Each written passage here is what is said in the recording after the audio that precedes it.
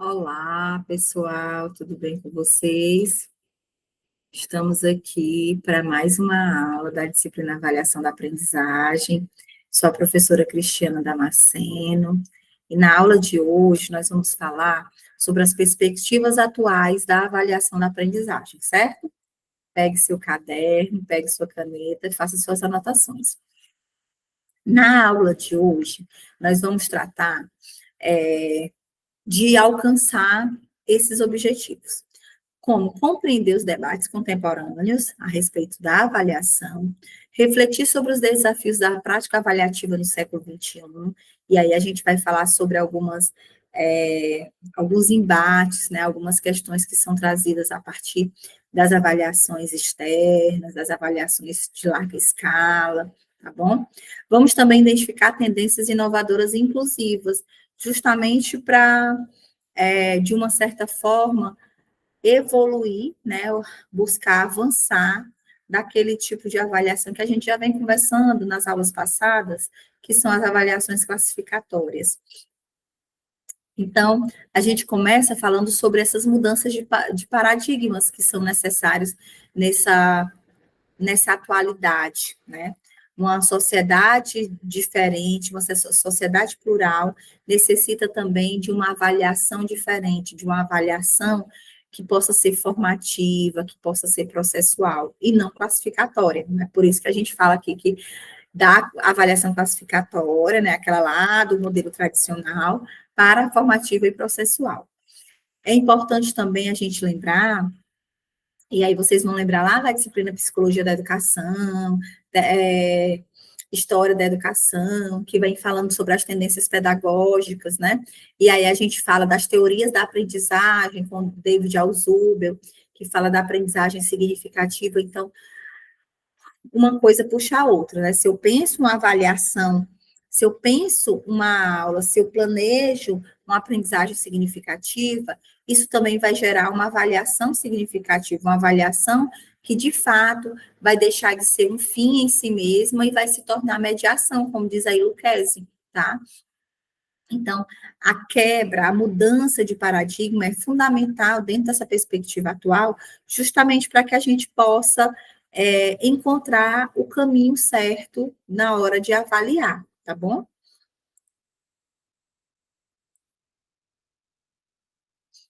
E aí a gente vai falar um pouquinho da avaliação diagnóstica, que, assim, para ser uma avaliação que vai gerar uma aprendizagem significativa, ela precisa identificar os conhecimentos prévios e as dificuldades desse aluno, ou do grupo de alunos, ou da turma, certo? A gente também vai, a partir dessa avaliação diagnóstica, orientar intervenções pedagógicas. Então, ela, por si só, ela já me mostra quais são as dificuldades do aluno e, consequentemente, quais são as possíveis, né, os caminhos que eu vou poder traçar ali com aquele aluno, as metas que a gente vai buscar alcançar a partir desse diagnóstico, desse levantamento de informações. E aí, a Jussara Hoffmann vai dizer que avaliar é, antes de tudo, diagnosticar, por isso, essa avaliação, ela é bem atual, né? E ela não acontece no final da aula, no final do processo, ela acontece no início, né? Nesse levantamento de conhecimentos prévios, nesse levantamento do que já se sabe, do que é possível aprender, tá?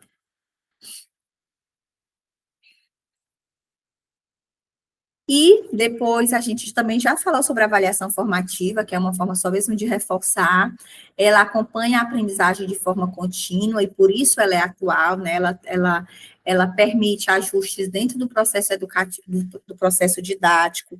E aí a gente lembra que a avaliação formativa, ela também não vai acontecer no final do processo, mas ela acontece durante o processo. Por isso é possível fazer esses ajustes, né? E a função essencial da avaliação é regular as aprendizagens, é entender como que essa aprendizagem está se dando. E a partir dessa compreensão, né, desse entendimento, a gente vai fazer com que o aluno seja reconduzido ou se autorreconduza a um caminho de aprendizado, né? E se o aprendizado ele não está acontecendo por algum motivo, por alguma razão, a gente precisa traçar novas metas. A avaliação inclusiva, a gente fala tanto de inclusão atualmente, não é? Então, a gente precisa também pensar uma avaliação que seja inclusiva. Não basta matricular, não basta fazer o aluno com deficiência permanecer, ou o aluno com dificuldade de aprendizagem também, mas é preciso que a gente reconheça essas diferenças individuais e que a gente possa propor instrumentos diversificados e acessíveis, tá? Instrumentos que vão atender de forma individualizada, para que a gente possa ter um maior aproveitamento e uma maior condição de entender até que ponto aquele aluno aprendeu e o que falta para ele aprender, tá? Então, a inclusão, ela só é efetiva quando a avaliação considera a singularidade de cada sujeito, como diz a Maria Tereza Mantoan. E aí, essa singularidade de cada sujeito, ela parte das necessidades, mas também das dificuldades, das potencialidades, das capacidades desse sujeito, tá? E aí, aqui eu quero mostrar para vocês uma imagem, deixa eu ver se eu encontro aqui.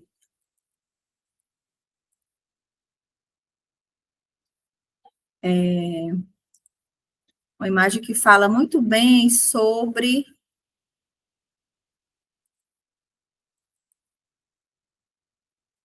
essa perspectiva inclusiva, né? Sobre essa intenção de fazer de acordo com o que o aluno. Aqui, essa imagem aqui que eu quero mostrar para vocês. Deixa eu ver. Pronto. Olha só, gente. Quando a gente fala de inclusão, né, a gente precisa pensar que essa inclusão, ela precisa ser pensada de forma individual, né, levando em consideração a singularidade, porque senão, olha só, aqui é uma possibilidade de avaliação, né, que esse professor está fazendo, e ele diz assim: para uma seleção justa, todos farão o mesmo exame escolar. Aliás, o mesmo exame, escalar aquela árvore. Pensem aí, olha, os alunos. Tem um passarinho, eu tenho um macaco, eu tenho um pinguim, eu tenho um elefante, eu tenho um peixe, eu tenho uma foca, eu tenho um cachorro. Será que essa atividade, né, essa questão, escalar aquela árvore, ela realmente é justa pensando nesses indivíduos, nesses alunos que eu tenho à minha frente? Será que essa avaliação, ela vai, de fato, analisar as capacidades de conhecimento desse grupo de alunos? Ou será que ela vai, de uma certa forma, selecionar? Ela vai classificar e ela vai ali mostrar para alguns que eles são incapazes? E de forma bem excludente. Vocês entendem? Então, quando a gente coloca para vocês a importância dessa avaliação inclusiva, ela precisa ser totalmente o contrário disso, tá? Totalmente o contrário dessa imagem, certo? Ok? Então, a partir desse foco, né, da inclusão, a gente precisa levar em consideração fatores que reconhecem o indivíduo, certo? E aqui a gente vai falar sobre a avaliação mediadora. Ela media, né? Por isso que é mediação, mediadora, o processo de ensino-aprendizagem, promovendo esse diálogo entre o professor e o aluno, tá? Então, o professor vai estar ali sempre pertinho do aluno, colaborando, auxiliando, dando condições para que esse aluno possa ir além, tá? Então, nessa perspectiva, avaliar é acompanhar, compreender e intervir de forma construtiva. A Jussara Hoffmann defende bastante essa avaliação mediadora, né? Que é a avaliação em que leva em consideração o aluno como sujeito ativo junto ao professor, certo? E a avaliação emancipatória, que é defendida por Cipriano Lucchesi, busca formar sujeitos críticos e participativos. Para Cipriano Lucchesi, a avaliação deve servir à vida e não à exclusão, né? Então, assim, pensar essa avaliação emancipatória para o questionamento, para a crítica, para a reflexão, pensar que essa avaliação ela pode ser uma tomada de decisão, tá? Do aluno, da própria escola, do professor e de todos que fazem ali a educação. A avaliação por competências é algo muito utilizado atualmente também, tem como foco o desenvolvimento de saberes, habilidades e atitudes. Essas competências, elas estão muito ligadas, né, alinhadas às demandas contemporâneas da BNCC, que é a Base Nacional Comum Curricular, certo? E essas competências, elas precisam, de certa forma, estarem sendo trabalhadas para que elas possam ser foco da avaliação, certo? Então, eu não posso dizer que estou trabalhando somente baseado em conteúdo e avaliar por competência. Eu preciso planejar por competência e avaliar por competência. Então, as competências, elas só se evidenciam em situações de uso e aplicação, certo? Então, é preciso que a gente construa uma educação por competências e habilidades, né? Um planejamento por competências e habilidades, para que eu possa buscar essa avaliação por competências e habilidades. Algo que faz parte, né, desse universo contemporâneo, são as tecnologias digitais, que podem sim ser utilizadas, né, no processo avaliativo. Então, existem plataformas online, quizzes interativos, feedbacks automatizados. Quando vocês fazem aqui as atividades na plataforma, vocês têm, vocês estão exemplificando essa tecnologia digital da avaliação, né? Não é porque vocês estão fazendo o curso em AD que vocês não vão fazer a avaliação, pelo contrário, as avaliativas estão todas dispostas no decorrer dos módulos, não é isso? E elas ajudam e potencializam o acompanhamento em tempo real. Por exemplo, quando eu abro a plataforma, eu sei muito bem quem fez a tarefa, quem assistiu o vídeo completo, quem não assistiu, quem fez o download das apostilas, quem fez a leitura do material, quanto tempo vocês ficaram acessando a plataforma, entendeu? Então, a gente consegue fazer esse acompanhamento, esse monitoramento em tempo real. As tecnologias, elas podem democratizar e ampliar as práticas avaliativas, diz Almeida, né? Então, assim, olha como o uso das tecnologias, ela democratiza de fato, né? Ela possibilita que muitas pessoas em muitos lugares diferentes possam estar compartilhando da mesma aula, do mesmo cenário.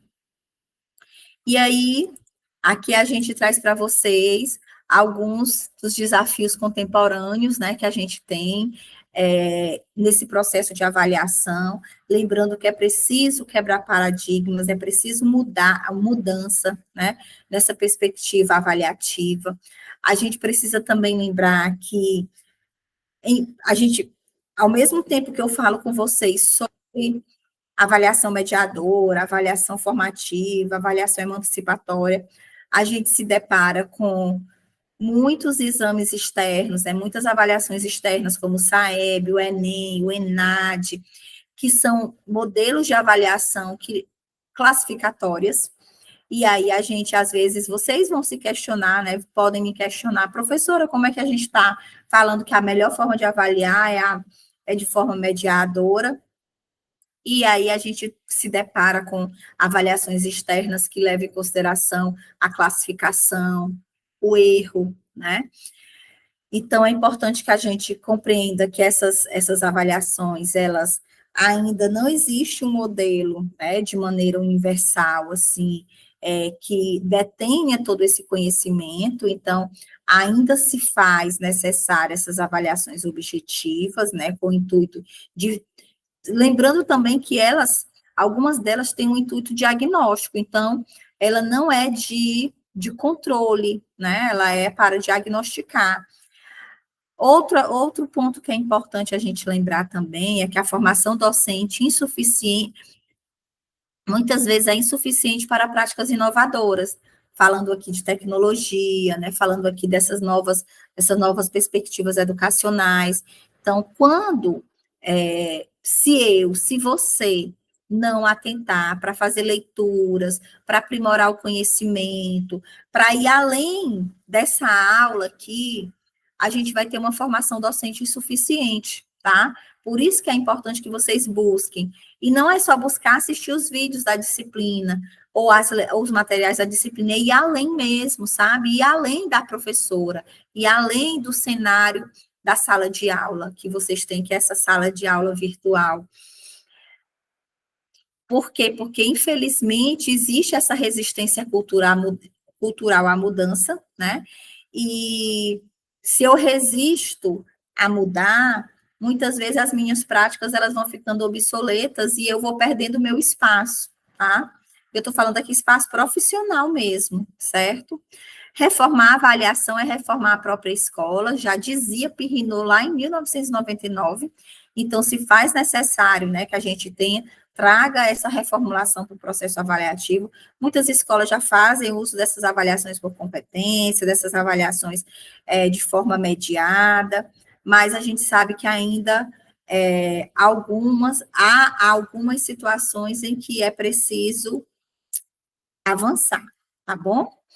A avaliação atual, ela deve ser formativa, inclusiva e emancipadora, certo? Deve integrar instrumentos tradicionais e alternativos. Nós falamos sobre esses instrumentos tradicionais, né? O exame, a prova, o questionário, mas falamos também desses instrumentos alternativos, que é o uso de rubricas, é o uso de avaliação por competência, avaliação por pares, o próprio portfólio, são instrumentos que podem ser utilizados nesse percurso avaliativo e que vão além das provas. Também é essencial para a construção de uma escola democrática e transformadora, né? Por quê? Porque se a gente pensa essa escola para a democracia, essa escola para a transformação, a gente precisa também avaliar nessas perspectivas, aliás, avançar nessas perspectivas da avaliação, tá bom? Tudo bem por aqui? Então, aqui são as nossas referências bibliográficas da aula de hoje. Eu deixo aqui o meu muito obrigada, a minha gratidão, e a gente se encontra no próximo momento, tá bom? Fiquem com Deus. Tchau, tchau.